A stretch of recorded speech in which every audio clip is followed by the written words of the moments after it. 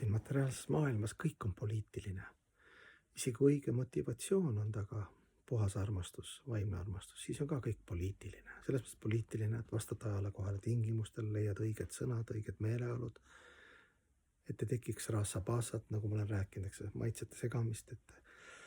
kuidas selle öelda, kultuur, etikett, moraal, eks ju, kõik toimiks, eks ju, vanemate inimeste austa, emaga suhtud nii, eks ju, ülemusega naa,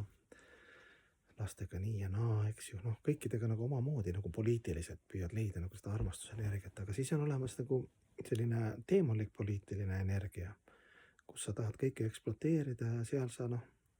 iseenda pool ka, teiste pool vaata, et eriti ajab närvi, eks ju, siis sama see peegeldus. Et kui keegi peegeldab sinu alateaduse mingit nõrkusi ja lollusi ja siis sa näed seda väljas, siis sa oled väga aktiivne kuidagi seda nagu ütlema, et vaadake, eks ju.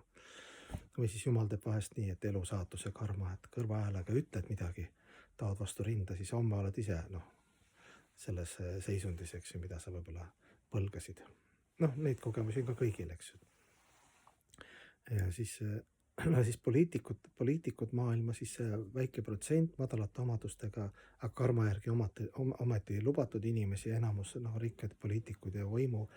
hullud, eks ju, kes ekspluateerivad loodust ja inimesi, see on ka õpetanud kõigile, jumal kontrollib kõiki need ilminguid, eks ju, isegi materiaalses maailmas, et miks ta niimoodi laseb, eks ju, et miks siis on niimoodi, et mina olen vaene, sa rikas või sina valdad midagi ja mina ei valda, eks ju, et seal on oma pikk sügav põhjuste tagajärgede karma seadus, miks ühel hetkel justkui paistab kellelgi läheb paremini, teisel halvemini ja siis see tekitab võib-olla kadedust või sellist, et mis ebaõiglus see on, eks ju, et kui juba nii on, järelikult kõik on ju õige. See ei tähenda, et me ei tohiks käituda ja reageerida. Õigluse nimel võidelda või palvetada headuse nimel, aga see ilming avaldus ei ole kihvtilt, et seesama see, et me näeme midagi, siis me nagu poliitilistel ja enesekesketel sellest võimu hulluse motivatsioonidel kogu maailmale ütleme midagi, eks ju, nagu näiteks Putin ka, üks Vene räpi kuningas, päris rikas, eks ju, vend, kes on oma kultus juba, oma rõivabränd ja nii ja naa, vahet ei olegi nimed, pani siis kõva peo maha ja siis seda netis näidati kuidas seal Venemaa koorekiht, kultuuri koorekiht, siis kuidas nad sõid seal ja kaviaarid ja ma ei tea, mis seal kõik olid, šampusid ja selline, kõik elu on nagu lill, eks, ilusad, rikkad, head söögid, joogid. Ja see pandi üles, siis järgmine vend pani kuskilt mingi vaene poiss, nägu kaetud sõdur kuskil Ukrainas, eks ju, Vene sõdur, et näete, te panete selliseid asju üles, aga need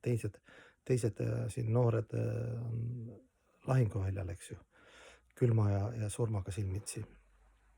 Ja siis Putin, eks ju, ta nagu, mis teha, vaata, ma olen poliitik, eks ju,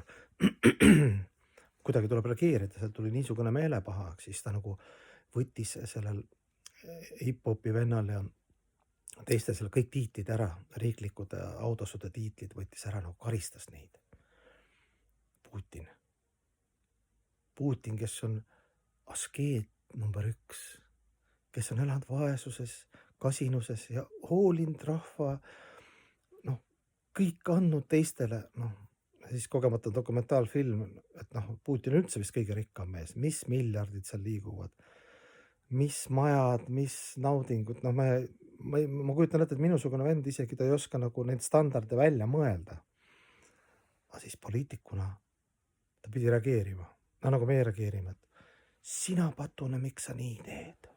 Nagu sa ise oleks nagu, ma ei tea, mingi valgustunud armastus täis Jeesus 2, eks ju. Et see Putini reaktsioon, see oli nagu nii läbi näha, nii odav, nii poliitiliselt küll korrektne, aga lihtsalt vaatad nagu mingi lasteaia, lapsed vaata nagu püüavad ka nagu koristada ei taha, siis lükkad tolmu nagu selle voodi alla, et tuma on puhas.